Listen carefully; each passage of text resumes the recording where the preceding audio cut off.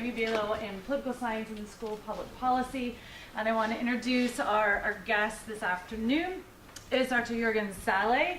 He's an expert on European climate policy with over 20 years of a professional experience in preparing, negotiating, and implementing climate legislation on national and European Union level.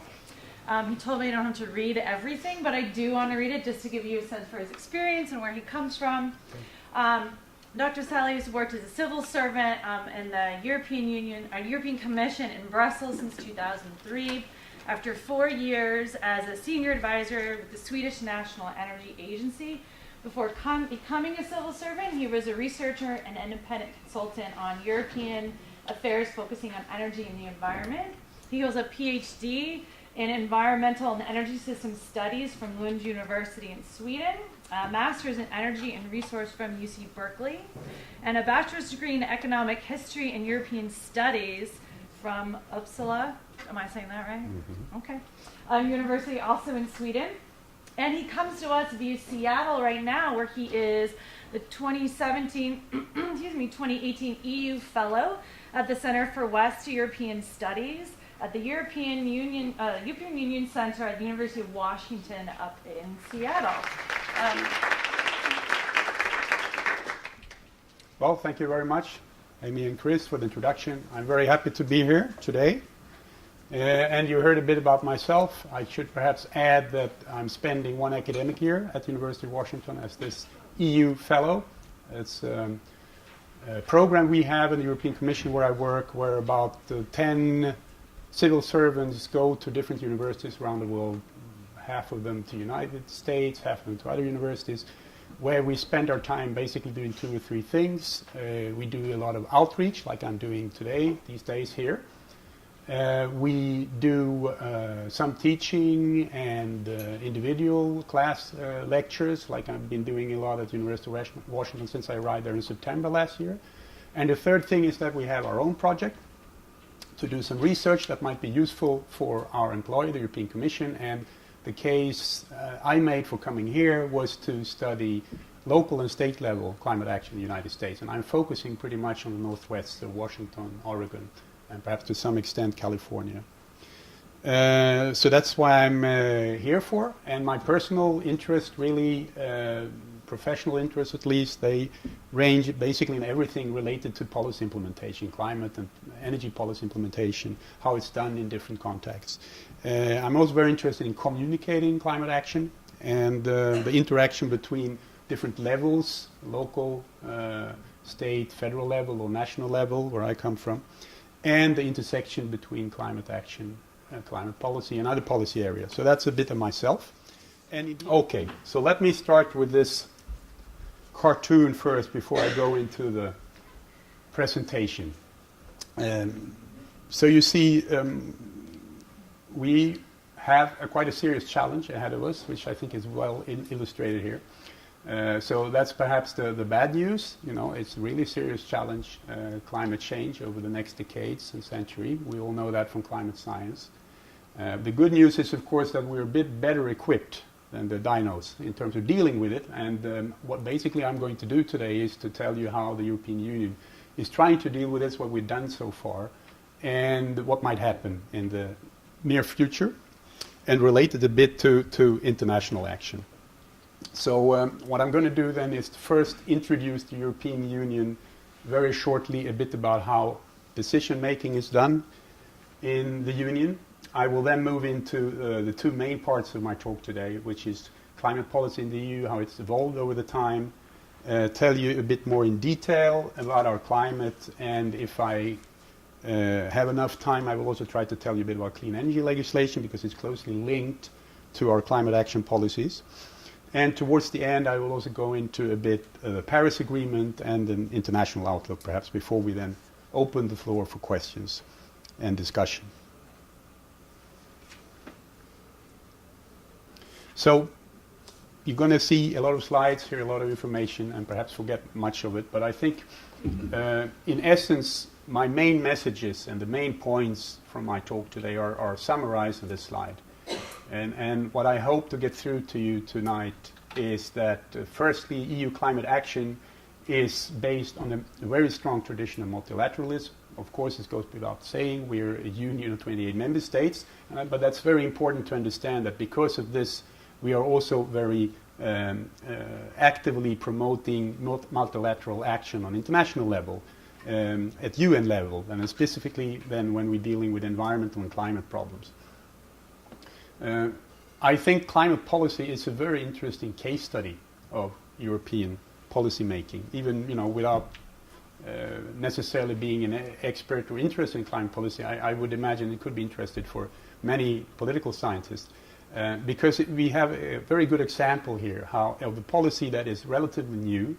It has evolved gradually in the past 15 to 20 years, and it's really very hands-on practical policy implementation. And I think that's going to shine through a bit through from what I'm going to tell you tonight. What is also important, the third point I'd like to highlight, is that EU climate legislation is a combination of EU-wide instruments and national action. So we both have the EU-wide level and national action. And they're all based from the EU side on legally binding obligation for members. That's very important, you see. And it goes back all the way actually to the treaty where we now have climate action or combating climate change or global warming as laid down in the Lisbon Treaty itself. A fourth point, also very important when you try to present, promote and get support for policy proposals, is the basic principles behind it, what's guiding it. And in our case, in climate policy case in the EU, it's cost effectiveness and it's fairness. And we rely very much on market-based instruments, primarily on the EU's emission trading system. But as you're going to see, cost effectiveness, so you get the best possible action out of the taxpayers, ultimately money you're going to spend, and fairness, given the fact that we have so many different member states. Very important. If we wouldn't adhere to those principles, I don't think we would have progressed in the past 10, 15 years. Interestingly, on the positive side, is that we have managed to decouple greenhouse gas emissions from economic growth. And the two last points I want to share with you to highlight takeaways from today is that climate and energy policies they are integrated in the European Union. It was not the case when I started working in this 15 years ago. And what we can see on EU level and also nationally is that climate policy is getting increasingly integrating and affecting other policy areas such as transportation, agriculture. And the last point, not surprisingly perhaps, as in many other countries and as in North America for that matter, renewable energy sources and energy efficiency are key for reducing emissions. And in the EU we have the additional factors behind the support for these two measures, namely cutting energy costs and improving energy security, because we are very dependent on fossil fuel imports, gas and oil. Okay, so let's start then my first part, and I want to remind you a bit about the EU, European Union, what it's all about. And for any policy area and legislation that you want to discuss in the European Union, you have to be aware that you're working on an internal market. With 28 countries, 500 million inhabitants, people living in the Union. And we have 4 very important freedoms. We have freedom of movement for goods, for services, for labor, and for capital. And because of these movements, that we have a common and integrated internal market, of course you need to adapt legislation that's fit for the whole market in many areas, as soon as it affects these movements, goods, services, etc. And of course, regulation of emissions, industries, transport, all these kind of sectors is a clear EU competence in that sense. And when we adopt EU legislation and it enters into force, it immediately enters into force across the whole Union. Again, 28 member states, 500 million people. And the executive branch of the European Union, where I work, the European Commission, we have the right to propose new legislation. And we also monitor member states' compliance with existing legislation. So that's basically my work on climate policy, climate action inside the European Commission. So not only do we have the right to propose new legislation, but it's then ultimately decided by the two co-decision makers, the European Council, where all the member state governments are represented, and the European Parliament with directly elected parliamentarians. They decide on the final shape of our proposals, of course. So that's one side of it. The other side is that then, of course, we monitor and check that member states comply with existing legislation that has been adopted where they have obligations. So it's a lot of important work, of course, on our side. What is perhaps less known is that we have quite an extensive and comprehensive public and stakeholder consultation before suggesting any new proposals from the side of the Commission. And we have internal rules on that, and they have been further strengthened in the past for a few years. So before actually tabling a proposal from our side, we have a lot of discussions, both specific, depending on the type of legislation, if it's very technical or more general perhaps. We might target certain groups, but we always have a public consultation for a certain, I think it's 12 weeks, where anyone, a citizen, a legal person, a country, can submit comments before we draft our legislation. And that is, of course, very important for us to get a feeling for what are the general sentiment, what could work, what could not, what might be appropriate, what not, in whatever proposals we'd like to table. And usually, of course, we are asked or requested or encouraged by the European Council, sometimes the European Parliament, to propose something. So very often we have a political history behind, and you're going to hear that for climate policy a bit. And lastly and finally, for everything relating to EU policy, of course, we have the split of competence between national and European level. And basically, it's a very single principle, the subsidiarity principle, namely that the EU action should only step in when a problem cannot be sufficiently or better solved on national level. And of course, environmental problems such as climate action, global warming is an obvious case here. So that is a bit about the general procedure of decision making in the European Union. Another thing that I want to highlight is the diversity of EU member states. You heard about this a bit already. So we actually now, I think, getting close to 510 million people. You heard 28 member states, 24 languages. Please also note that we expanded in a very short period from 15 to 28 countries. And that expansion, that increase of member states have gone very smoothly, I must say. And perhaps surprisingly so. And that, I think, is an effort in itself that many forget. In 2004, January, we were still 15 member states. 5 months later, we were 25, and then Romania and Bulgaria joined 2007, and the latest to join is Croatia. They came 2013. So, of course, if you have this enormous diversity, you have different sizes of these countries. Some really big ones by European conditions, like Germany, over 80 million people, for example, and some very small member states with less than 1 million inhabitants. And you have very different conditions in terms of GDP per capita, economic strength, and if we move into energy and climate policy, we also have very different conditions in terms of the economic structure of energy supply, what energy sources they use, how efficient they are in terms of using the energy resources. And all these things needs to be considered when we propose something. If we don't find the right balance, it will never, survive the co-decision procedure, the co-decision process with all the member states and parliamentarians involved. So it's quite a challenge. And just the last point, when it comes to environmental and climate legislation in any member state, you will find that a very big share of it is actually on the EU level.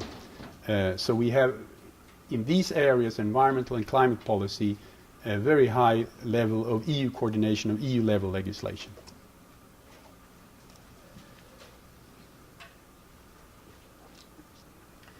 Okay, let me now move into a bit about how well we've done so far, just a few graphs before we go into how climate policy has evolved. I think this graph is a good one. I don't know how clearly you can see it in the back of the room. But it really summarizes what we've done so far and what our challenges ahead. You can see this green line here basically shows how greenhouse gas emissions, total emissions for all EU 28 member states have evolved since 1990, and in 2016, the latest year for which we have reported and verified emission figures or reported figures, it fell by 23% compared to 1990. So that's very good. And if you look at this red dot over there, it sets out the 2020 target that we already have agreed on as active legislation, and that is a 20% reduction compared to 1990. So you can see we are already now well below where we need to be in 2020. So that's good. For the EU as a whole, that's good. But we need to do more, and we recently agreed to continue until 2030 to reduce our emissions by 40% compared to 1990. And here you can see the projected, this dotted green line here, compared to where we need to go. And here you can see, especially for the period after 2025, we still have a gap. And this gap is what we've been trying from the Commission side to close with our proposal for climate legislation until 2030 that recently was agreed. So basically, so good so far, but we have more challenges ahead. This is what I alluded to in the beginning, namely that another part of the success story is that we have managed to decouple economic growth from greenhouse gas emissions. So again, I think this goes to 2015. So by that year, emissions had dropped by 22% compared to 1990, whereas in the same period, GDP had increased by a hefty 50%. So, this is something we show internationally when we try to convince other industrialized or perhaps still growing economies that actually it's possible, you can do it. Of course, the other side of the story is that if we are serious with these deep emission cuts, these emission reductions that we are all said internationally we need to do, and we have agreed also politically in the European Union to cut our emissions by at least 80% by 2050, we need, of course, an even stronger and much stronger decoupling. But the beginning at least shows that it's possible. The last graph I want to show you before I go into how climate policy has evolved in the European Union is this comparison between the historically three big groups of emitters. And if we start with the EU, the blue line in the middle, you can see that our per capita emissions has slowly but steadily dropped. We can see that the United States actually has the same relative change, namely decreasing per capita emissions, but you're still way above the level we have in the European Union. And this unfortunately only goes to 2012, so I'm pretty sure that these trends would continue for the years after 2012, and especially what's important is China. China has taken over now, as you know, as the biggest emitters totally internationally. What is interesting to see that their per capita emissions, possibly, since I don't have these later figures on top of my head, possibly now higher than the EU. So the combination, of course, that a very big economy with the largest population in the world now have per capita emissions that are comparable with industrialized countries in the rest of the world clearly shows that a lot of things need to be done there. That's why we were so happy from the EU side that China now is on board in the Paris Agreement. And we also recognize that the United States, the previous administration, did a lot of work to get China on board on the Paris Agreement as well. Anyway, so just, you can keep that in the back of your mind, these three groups of countries.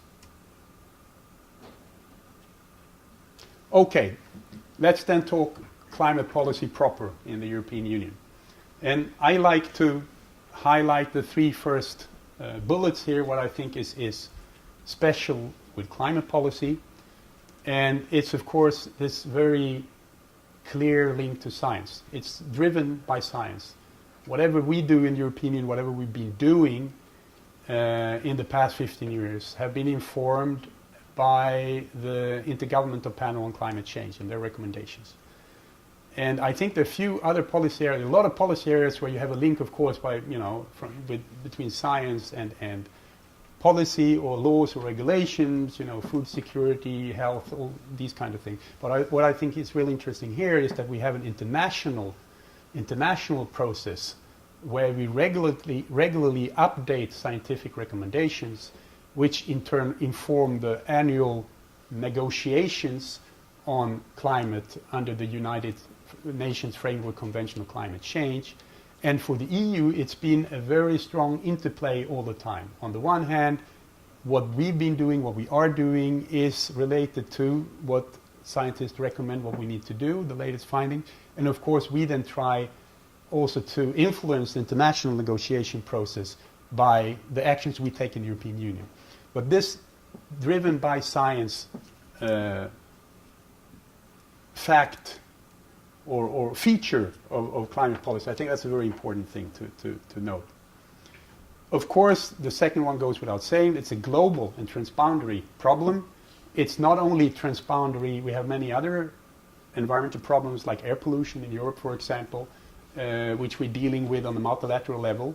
But global warming is a truly global problem. So it's not good enough that we find solution for us in the European Union. We need to go one step beyond and work internationally. And the third point already, I think, explained what I said just a moment ago, this continuous interaction with international agreements. There are not that many pieces of or areas of EU legislation, EU policy, where we have this continuous interaction with international agreements and decisions. Now, inside the European Union, it might be interesting for you to note that we have our own treaty.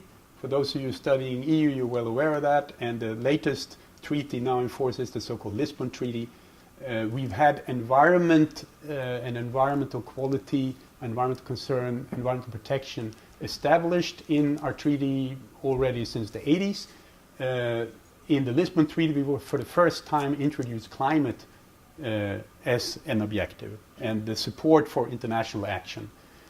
So that means that whenever we would have a situation where the national government or somebody say in the European Parliament say, okay, you're going too far, we really shouldn't deal with this, we can always relate, but you have agreed this is a solid piece of the basic stuff that we need to do in the European Union as part of a treaty. So of course that's very important to have in the background. So it's really solidly established in EU law. Yes, mainstreaming, I mentioned that in the beginning as a key point, but it's very important. This has changed enormously compared to when I started working on these things. Now you interact all the time with other colleagues from other departments in your national government or like me in the European Commission. It's, everything you do will relate to other areas because most of sectors of the economy where you use energy emit something, and then you need to take action there, and they might have concern what might be possible, what not. So this integration between climate policy and other policy areas is really being established firmly, I would say. And also the fact that because this evolving science and also because priorities and goals of objectives have to be reviewed regularly, we have a continuous fine-tuning and development of climate legislation that perhaps, I wouldn't say unique, but it's clearly distinct compared to many other areas. Okay, here is another, I think, useful slide because it gives you a nice list and display of how it's developed in the past 25 years. I'm not going to go through everything in detail. We will make the slide set available for those of you signed up here, so then you can look at everything that's in here afterwards. So I hope it will be useful also from that point of view, as a kind of introduction to climate policy in this presentation.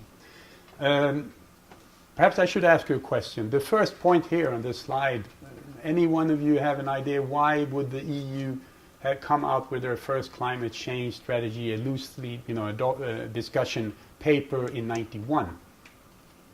Why that year?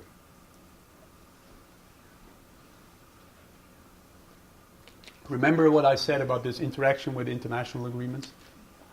What happened internationally? Yeah? No? That's true. It came. The first IPCC report came in the end of the 80s, and we had the first conference in '92 in Rio de Janeiro, where the United Framework Convention on Climate Change was agreed. So the EU had to come up with some kind of thinking and position on that. What is also interesting that quite early, again, based on IPCC report recommendations, we established this aspirational 2-degree goal that we would try to aim our objectives, our emission reductions, policies in the European Union to contribute to a limit of global warming to 2 degrees compared to pre-industrial level. And it has stuck. It's still there. That's interesting. Then we really got started in the early 2000s with something we call European Climate Change Program, which started with a lot of consultations with experts and member states, what policy areas, what measures we could focus on.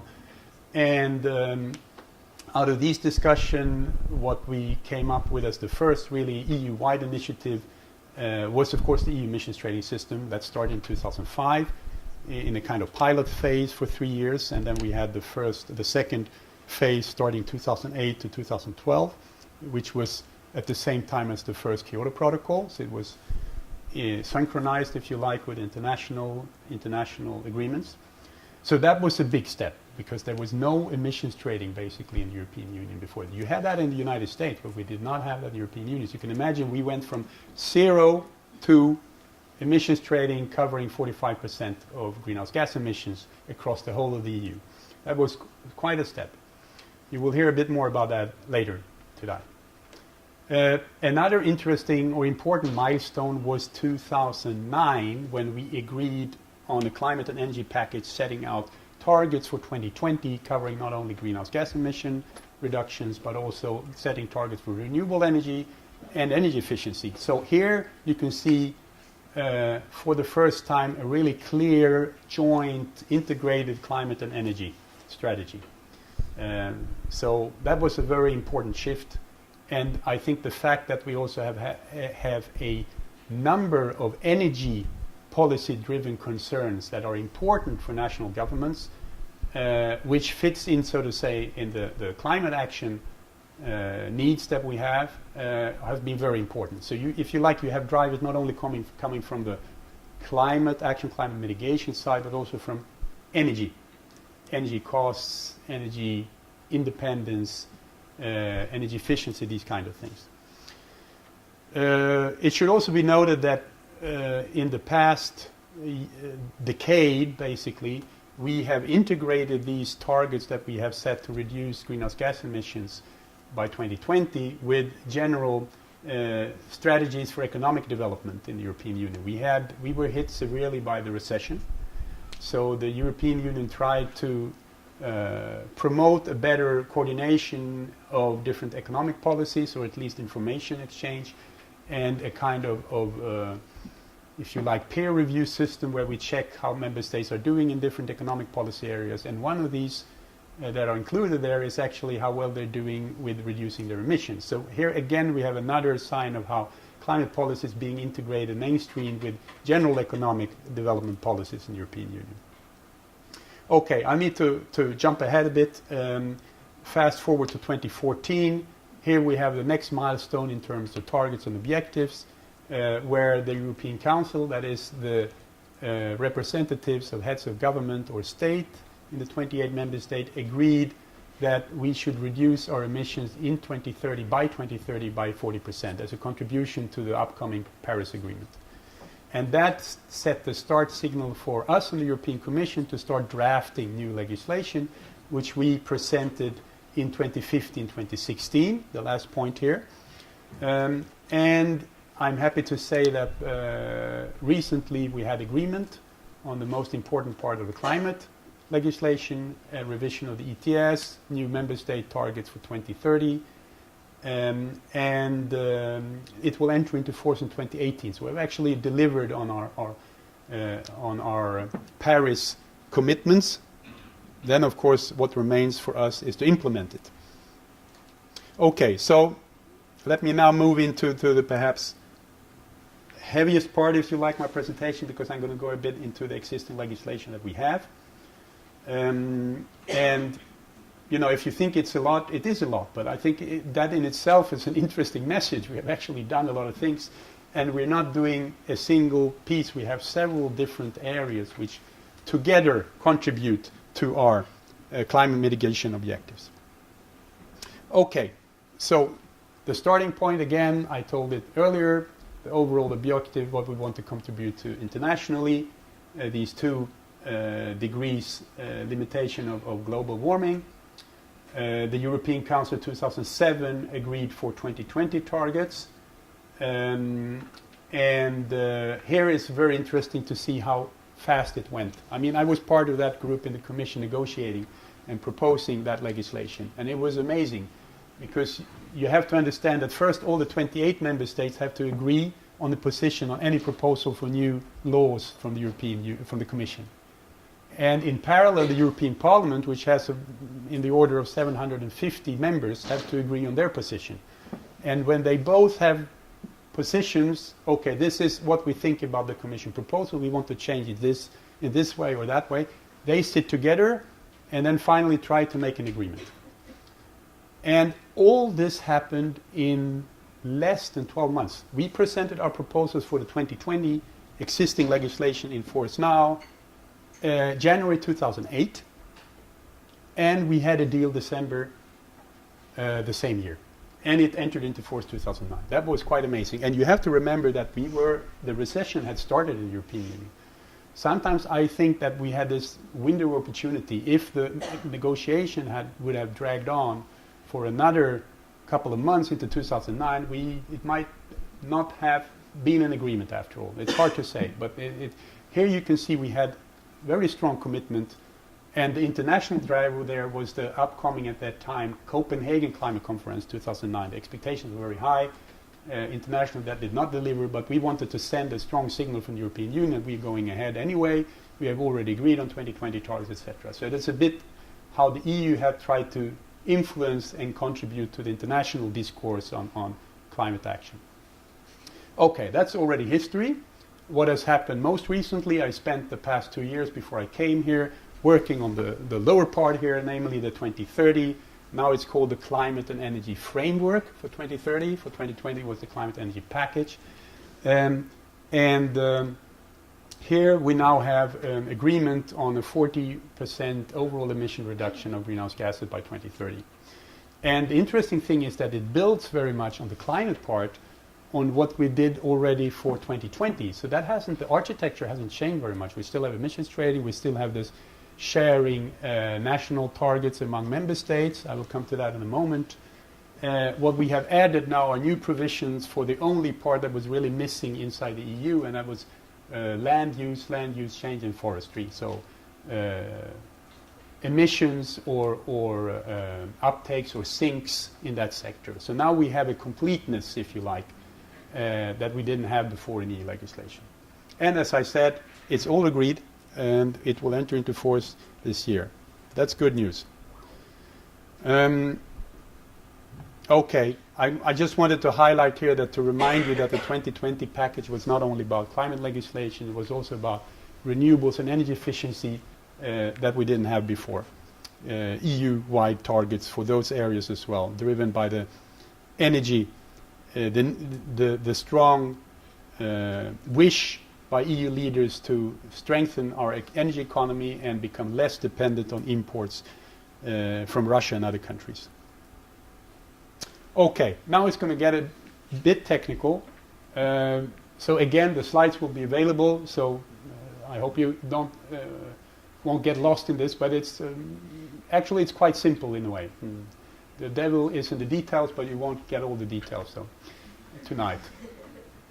Okay, the formula we have, basically what I'm trying to say with this figure here, this slide, is that we are dividing the greenhouse gas emissions we have in Europe in two parts. One is for the energy-intensive, emission-intensive industry, which covers perhaps 45% of total greenhouse gas emissions. It's in the EU emission trading system, EU ETS. And there we have a bit tougher reduction targets for 2020 because we find that it's more cost effective to do emissions there than in other sectors. Here we have then an EU-wide instrument, that's the emission trading system, which is managed by the European Commission, same rules for all installations across the EU. The other half, or good half, more than 50% of emissions in all other sectors, transportation, agriculture, emissions from waste, emissions from heating that is not linked to electricity because the power sector is under ETS, all that falls in what we call here non-ETS, so outside the European emissions trading system. And there the total reduction for those sectors is less, it's smaller. We had to do this breakdown related to 2005 because it was the first year where we had emission reports covering both ETS and the other sectors. And it all, if you compute it, so to say, backwards, it all gets to this 20% reduction compared to 1990. Very well, but notice here, the way it's set up for the other sectors is that for those sectors we break it down country-wise. And there we simply say, okay, every country gets their own target by 2020 where they have to limit their emissions so and so much. And how you do that, in what sectors you decide to focus your policies and measures is up to you. So that's very different. So here much more on member state national governments level in terms of policies and measures. Here it's a business, if you like, between individual installations and the European Commission that monitors and manages the emission trading system. So let me now tell you a bit about this, what we call effort sharing, right? How we share the effort of reducing emissions in those sectors outside emissions trading. And it's interesting because that's, of course, was a big challenge, how to design a policy and legislation that would work, given that we firstly have so very diverse sectors. I already told you, transport, heating and buildings, agriculture, not forestry, that's not included. So you will have very different conditions and you might have very different marginal reduction costs. It might be much more expensive in certain sectors than in others.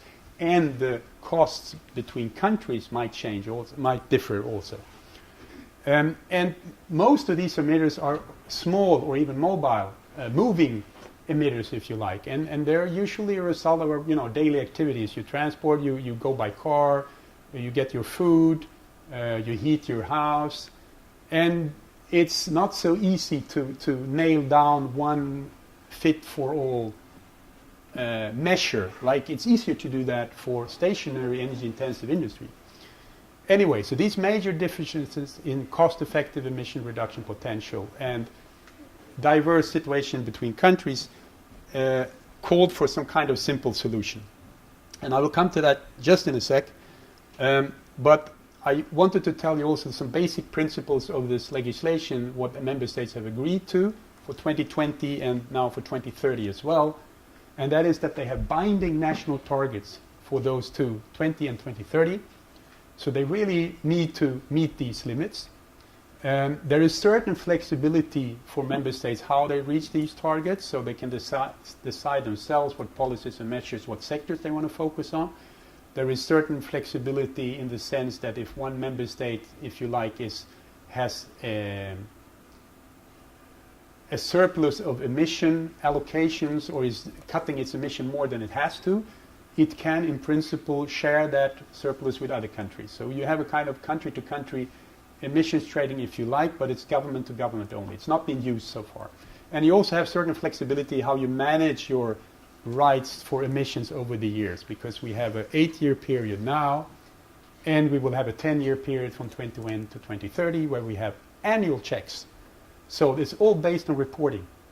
Every country reports every year the total emissions. It's being reviewed and checked and verified independently, and based on these reports the Commission then establishes whether a member state is on the right track to the 2020 targets and whether they're meeting compliance requirements. And if they don't, they can be subject to penalties. So the whole point here, don't get lost in the details, the whole point here is that we have actually a stricter and tougher system than we have internationally under the existing Kyoto second protocol. And this has been agreed, believe it or not, by the member states themselves. Okay, so this is about the individual targets, you know.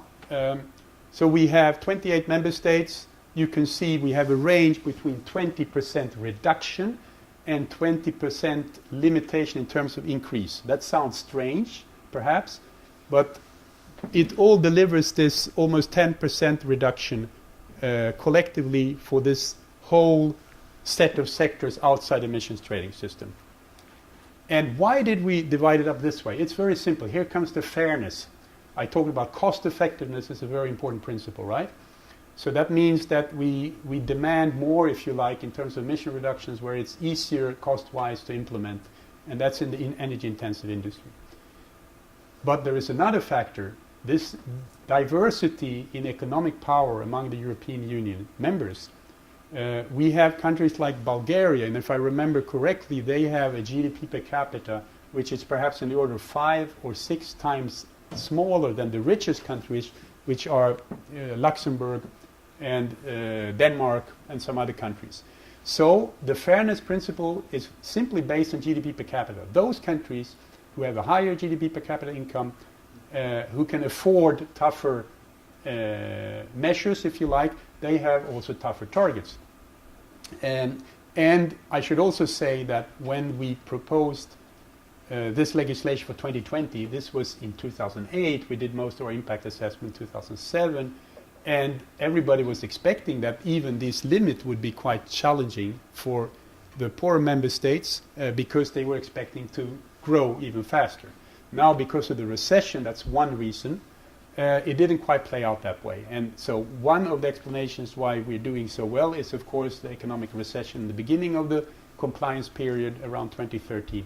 But interestingly, we can also see that a lot of the emission reductions that have happened are also linked to policies.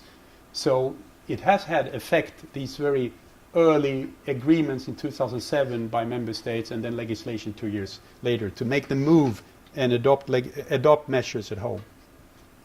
Okay, so remember this is what member states have to do outside emissions trading. This is how the emissions trading system in essence works. The other important instrument and half of emissions almost totally in the European Union. And I suppose many of you here already know over the years there have been so many papers and reports about the emissions trading system, so it's been studied by many.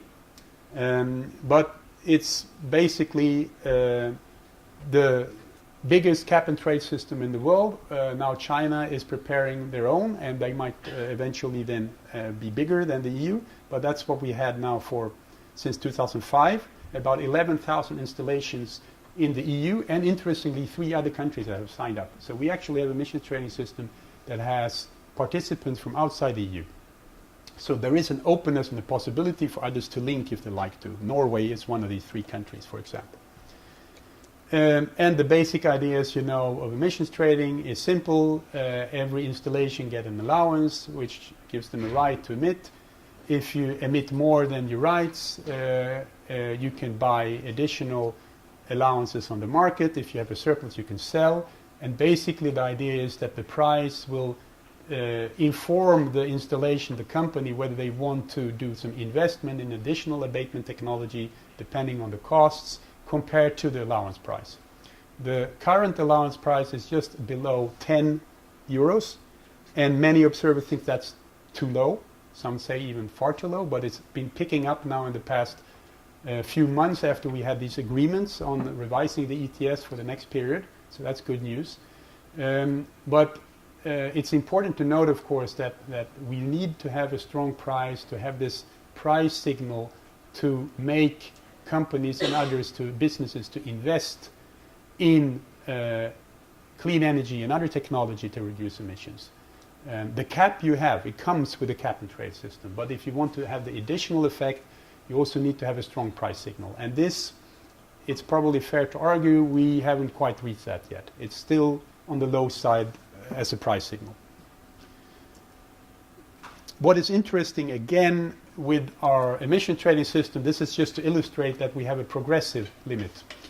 So it's annually, gradually decreasing the cap by a gradient of minus 1.74%.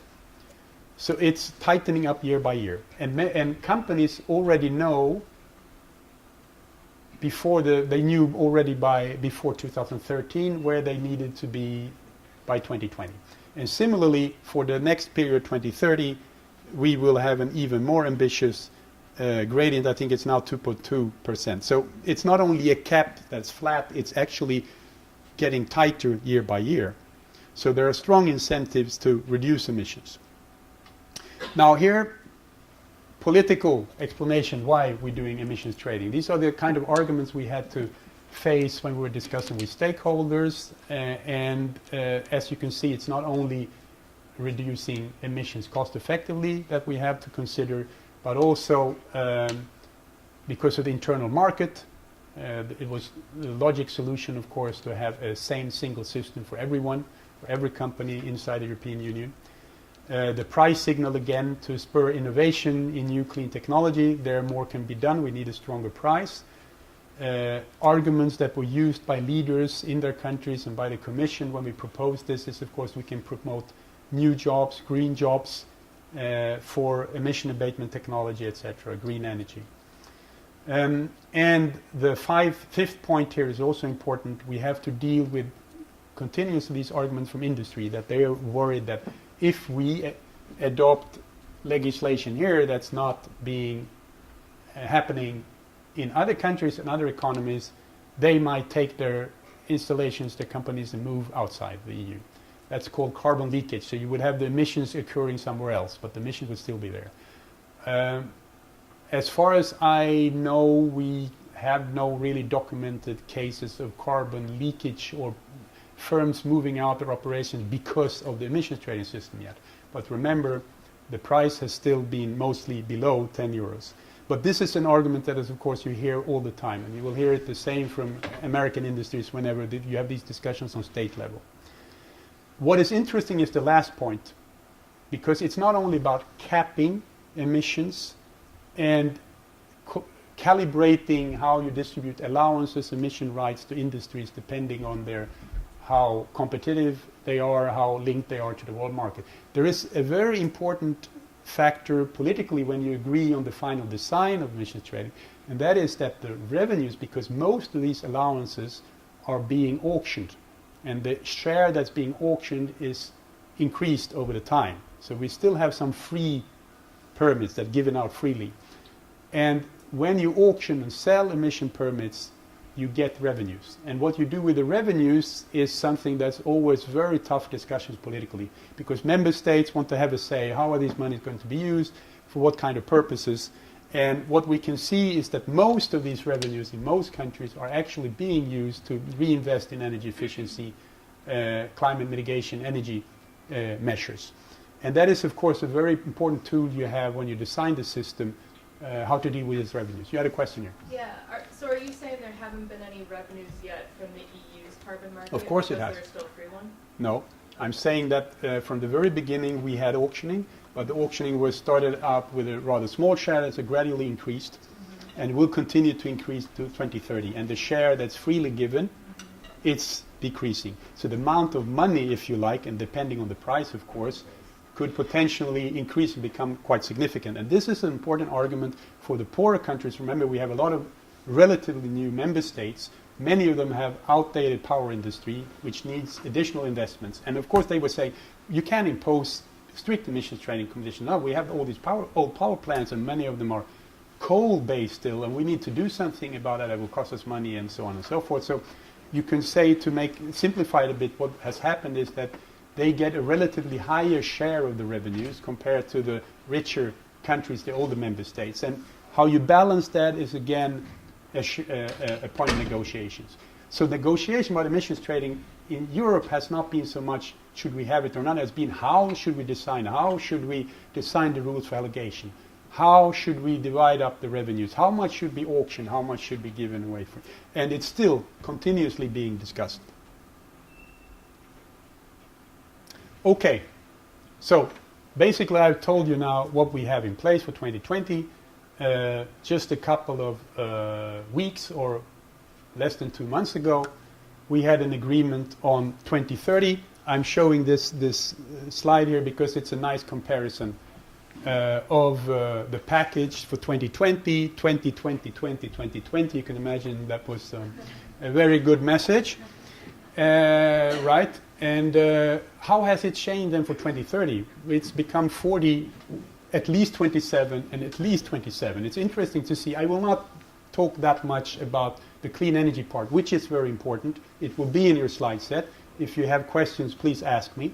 But to save time and my voice, I will skip a bit of that part. But it's interesting to see that the appetite, if you like, from the member states' side on the renewable energy efficiency targets, they have the change is, if you like, less ambitious than for greenhouse gases. We are stepping up by 20 percentage points. That's a lot.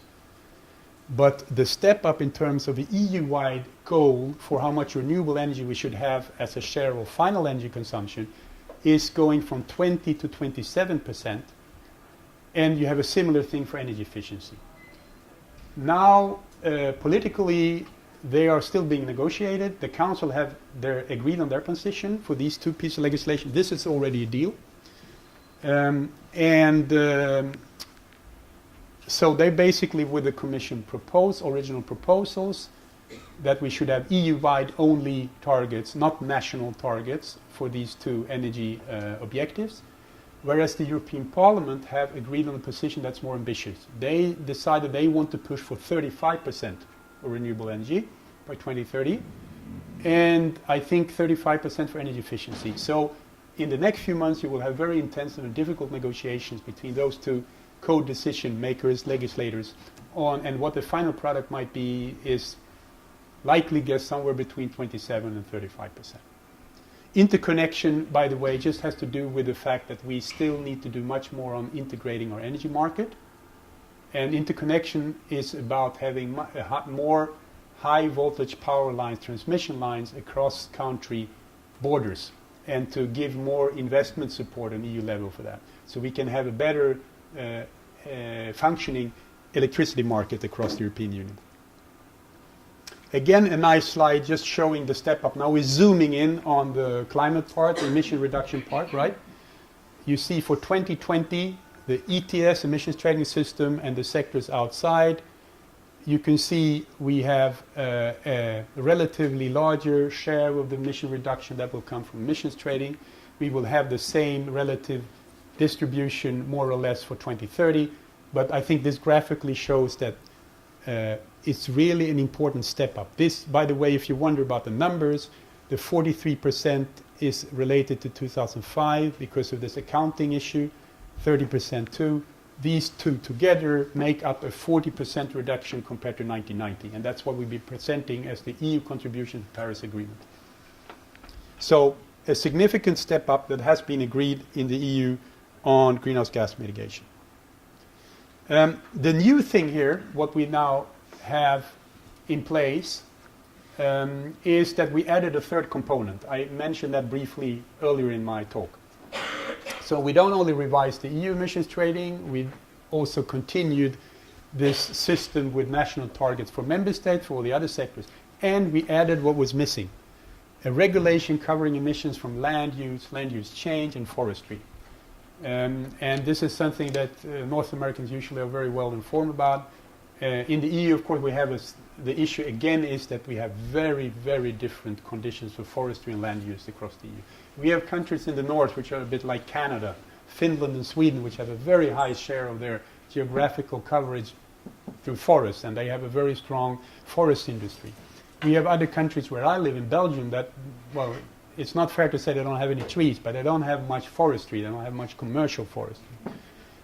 So the conditions are very different also in terms how much they can function as sinks, net reductions of carbon dioxide, or if they lead to net emissions. And what we basically agreed in a nutshell is that for 2030 we will have a zero cap. So all these sectors, land use, forestry, in the European Union by 2030 should be neutral. There should be no No, not neutral, that's wrong. They should be no net emissions. And of course, you notice that we have more ambitious targets for reducing emissions from these other sectors. The carrot, if you like, for member state, why they agreed to this perhaps, is that if they have net emissions, net sinks or net reduction through uptake of their forest and land use system, they can use this partly to cover any shortage they might have here. So if in addition to doing policies and measures to reduce emissions from transport, agriculture, any net uptake of CO2 here can be accounted for partly under this system. What is good for us is that we can say now we have really a completeness. Everything that is on EU territory, more or less, in terms of emissions of greenhouse gases, is covered. Okay, don't get lost in this one. It's easy. I just want to show you that you remember the slide I showed a moment ago, how the 2020 targets for member states for these sectors outside emissions trading, how they played out. Some could actually increase their emissions net. Now it's very different. Even the poorer countries here, the same principle, tougher targets for the richer ones per capita wise, easier targets, if you like, less reduction of obligations of greenhouse gases for the poorer countries. But you can see now all countries basically have to reduce their emissions. So that's a very big challenge and a very big change compared to 2020.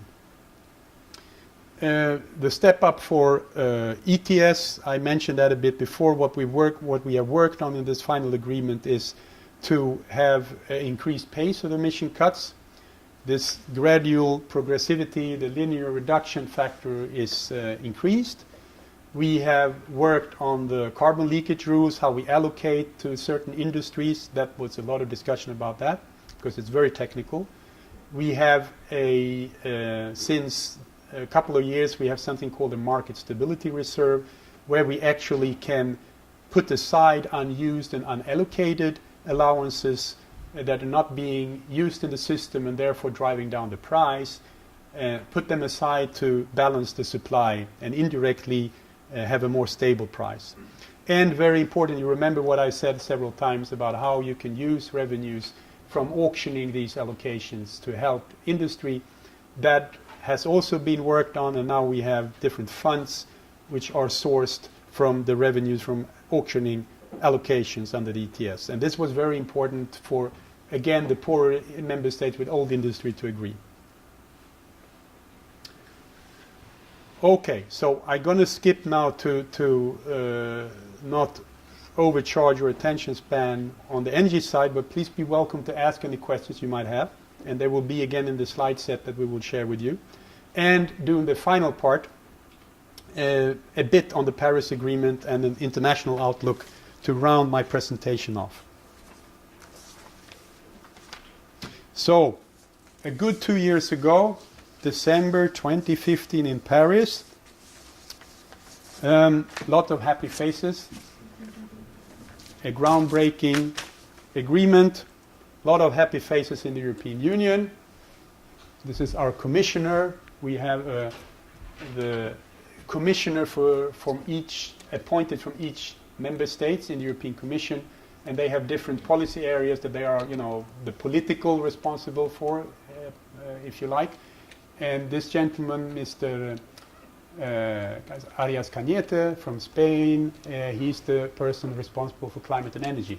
Note, climate and energy under one portfolio. That's also very important. That also reflects this change I told you about integrated climate and energy policies. So, historic climate deal, EU very great example of EU unity and leadership. Of course, we have to say that, but I think here it's really true because we worked very hard. We recognize the importance of United States and China to reach agreement that they both should be active in international context before the Paris Agreement, but the EU worked very hard internationally. At least 2 years before the agreement. And the advantage we have when we finally have agreed among 28 member states on the position is that then we have the power in outreach. We can use the European Union's own, what we call external action service, basically our diplomacy, if you like, and all the member states' networks of embassies and diplomats. And remember, for me, coming from a small country in the European Union, it's interesting to see then how countries like France, United Kingdom, Germany and Spain work. The three, France, United Kingdom and Spain, as you know, they had former colonies. They still have strong links, Commonwealth, France to the French-speaking countries in West Africa and elsewhere, Spain to Latin and Central America. And they can use these networks, speak in their own language, the language of these leaders from other countries, and be very active, including our commissioner. We were very active in listening to the developing countries and other country groups, what were their, what could be accepted for them in the deal. So there was a lot of preparational work before we reached this agreement. And as you can see, it started in Rio de Janeiro in 1992, and finally we agreed on something. First, by 2015, we really have a truly international agreement that most countries in the world actually have signed up to. The Kyoto Protocols, we have the second Kyoto Protocol now running until 2020, is basically only the European Union and a few more countries. So it's very limited in its coverage. This is very different. And as you can see, it's already been ratified by almost all parties. That's amazing. And it's been in force already since 2016, less than 1 year after it was agreed in Paris. So that's very good. And one reason, of course, why it was successful, I think, is that it's much more open-ended.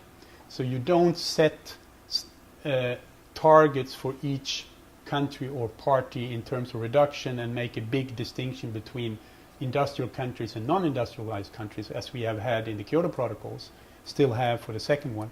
Instead, basically, you have a pledge and review procedure where any country can pledge what they think is appropriate, reasonable given their situation. The EU has pledged 40% reduction. Others have done it differently. Some have said that we will, rather than cutting emissions, we will stabilize emissions. Others have said we will improve our energy efficiency, reduce our carbon intensity.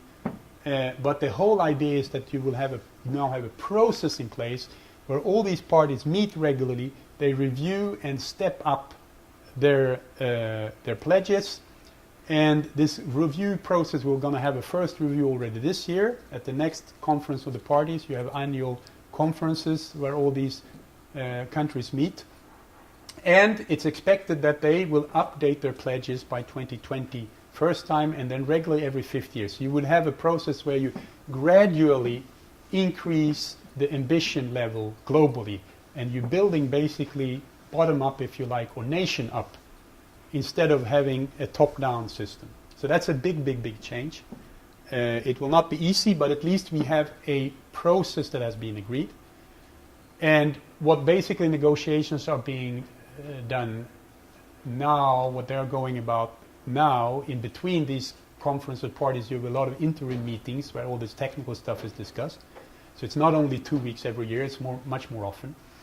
And now we're already then discussing with other parties, the EU and others, how we're going to do this pledge and review system in a transparent way, how we're going to account and report emissions as we do in the European Union and as many other industrialized countries do under the UN. The United States, Canada reports annual on their emissions. We have established accounting and reporting rules for that. That's already in place. But the majority of countries, especially developing countries, don't have that. They don't have the infrastructure. They don't have that system in place. And we're doing a lot from the EU side to strengthen that. Yes, COP23, that was the latest conference of the parties a couple of months ago in Bonn. I was telling you about how it's following up on Paris Agreement. I wanted to finish by 3 points here that I think were very interesting observations from the latest few climate conferences. One is that we can see a strengthened role for other non-governmental actors. There's always been a very large participation of observers from NGO community, from business community, from whatever. But in Paris, it was a shift in the sense that they were so big, there were so many of them, and they now are working on their own, almost regardless of what's happening on national level. So you have a kind of pressure coming from these organizations, from outside governments, from local level, from international networks, which is very interesting. And it will be, I think, very interesting to see how this will play in the future. So now it's not only governments negotiating for the parties, as they are called, under the Framework Convention. You have all these other organizations putting increased pressure. You need to do more. It's too little. You need to move faster. Are you transparent enough? So that's very important. Another very important part, which I haven't included here, is finance. And part of the deal is that the richer countries, the European Union and others, should provide financial support for a poorer country, especially for the small, poorer countries, for adaptation. So it's not only now about mitigation. We already have real adaptation problems for example, small island states. And of course, if we not deliver on that, there will be, comments and pressure from these countries. So that's part of the deal. If to make them actively report and take measures, of course, they need to have access, that's their argument, to technology, to know-how, and to funding from the richer part of the world. Agriculture and land use, you could see that in the European Union. This will become more and more important, I think, internationally. How do we deal with agriculture, not only as a food provider for a growing world, but also in terms of a potential net emitter, or rather the other way, a net sink in terms of forest if we manage it well. So that will play into negotiations. And the final point, perhaps relevant for you, is that it was very interesting to see that United States, was very active in Bonn. But this time it was mostly cities, states, and business representatives. So you had a very big American delegation, but the delegation from the United States government was a bit smaller than it usually is. So that's interesting to see this commitment coming from different levels in the United States. Okay, so I think my final reflection here is that when you see this, I'm sure you've seen this cartoon before. I like it very much because, in essence, it says, it's like when we present policies. Of course, when we present new climate legislation, we will list all these things, because not only does it deliver emission reductions, it delivers a lot of other things that are very important to stakeholders, to consumers, to communities. It's about environment. It's about how you live in the countryside and cities. It's about your energy costs and other pollution, clean water, clean air. And you would imagine, when you present it, so why don't we agree? It should be like this. It's it's self-evident. But the problem is, of course, that when you do it internationally, or if you do it in the EU, or even if you do it in an individual state in the United States, you will have many different interest groups involved. And although most of them would agree that all these are important, we support that, they have different priorities and concerns. And you need them somehow to get everything together. And nothing is agreed until everything is agreed, in these international agreements. And the same goes for EU legislation. So it can sometimes be a painstaking procedure and process, but its important thing is that you now have everyone around the table, basically, and at least working in the same direction, even if it could go much faster. I think I'll stop there. I want to thank you very much for your attention, listening to all these details about new policies. I would perhaps like to address the students here and say that I think whatever you're going to do in the future, you will have to relate to these issues, to clean energy, to climate change, to climate mitigation. And it's increasingly becoming part of daily professional life, and perhaps also daily private life, if you like. And it's definitely here to stay. I can see that working as a civil servant, as a technocrat, if you like, with legislation in the European Union. I hear that also when I listen to local decision makers, officials who have to, deal with water management, perhaps on local level across the world. So it's here to stay. So even if you're not going to be climate scientists or climate policy experts, this is something you will need to deal with, for good or bad. And you will be very much needed. That's my other message. So whatever you do, whatever you're going to be your specialization, we will need you, because there's a lot of work to do. And some of this work is not only needed, it's intellectually very stimulating. So I will just want to wish you good luck in your studies. And whatever you do, I'll hope some of you at least will work a bit with climate mitigation, either here or somewhere else. So thanks a lot for your attention, and now I'm open for questions.